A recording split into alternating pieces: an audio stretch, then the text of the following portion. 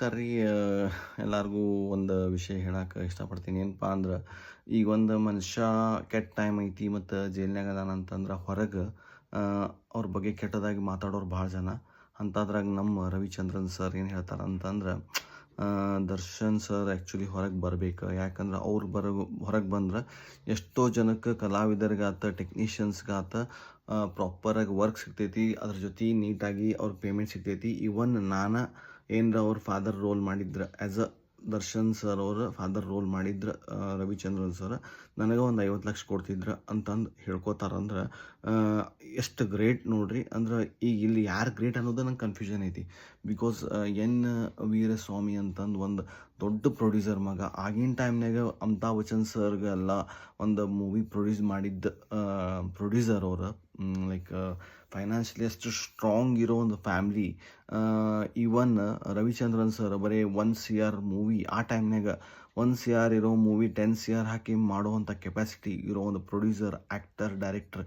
ಇಷ್ಟು ಟ್ಯಾಲೆಂಟೆಡ್ ಇರೋ ಒಂದು ಆ್ಯಕ್ಟರ್, ಡೈರೆಕ್ಟರ್ ಮತ್ತು ಪ್ರೊಡ್ಯೂಸರ್ ಬಾಯಾಗ ನಮ್ಮ ದರ್ಶನ್ ಸರ್ ಬಗ್ಗೆ ಇಷ್ಟು ಚಲೋ ಮಾತಾಡ್ತಾರಂದ್ರೆ ತಿಳ್ಕೊರಿ ನೀವು. ನಿಮಗೆ ಒಂದು ಮಾತು ಹೇಳ್ತೇನೆ, ಯಾರಿಗಾದರೂ ಈಗ ನಾನೇ ಒಂದು ವಿಡಿಯೋ ಮಾಡಿ ಹಿಂಗೆ ಪೋಸ್ಟ್ ಮಾಡೇನಂದ್ರೆ ನೀವು ಈಸಿಯಾಗಿ ಬೈದು ನೀವು ಸೇಫ್ ಆಗಿಬಿಡ್ತೀರಿ ಮತ್ತು ಸರಿದು ಬಿಡ್ತೀರಿ. ಬಟ್ ಅದ ನೀವು ಒಳ್ಳೆ ಹೆಸರು ತೊಗೊಂಡು ಒಳ್ಳೇದೇನಾರ ಮಾಡ್ಬೇಕಂದ್ರೆ ಅಷ್ಟು ಈಸಿ ಇಲ್ಲ.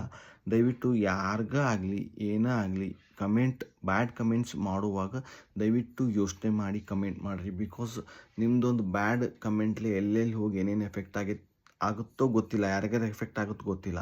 ಬಟ್ ನಿಮಗಂತೂ ಭಾಳ ಎಫೆಕ್ಟ್ ಆಗುತ್ತೆ. ಪ್ಲೀಸ್ ಇದೊಂದು ತಲೆಯಾಗ ಇಟ್ಕೋರಿ. ಏನೋ ಹಿಂಗೆ ಕೈ ಮಾಡೋಕ್ಕಿಂತ ಮುಂಚೆ, ಬೆರಳು ಮಾಡೋಕ್ಕಿಂತ ಮುಂಚೆ, ಇಲ್ಲ ಒಂದು ಬ್ಯಾಡ್ ವರ್ಡ್ಸ್ ಯೂಸ್ ಮಾಡೋಕ್ಕಿಂತ ಮುಂಚೆ ಪ್ಲೀಸ್ ವಿಚಾರ ಮಾಡಿರಿ. ಬಿಕಾಸ್ ರಿಟರ್ನ್ ನಿಮ್ಗೆ ಆಗುತ್ತೆ ಅಂತ ನಾನು ಹೇಳಕ್ಕೆ ಇಷ್ಟಪಡ್ತೀನಿ.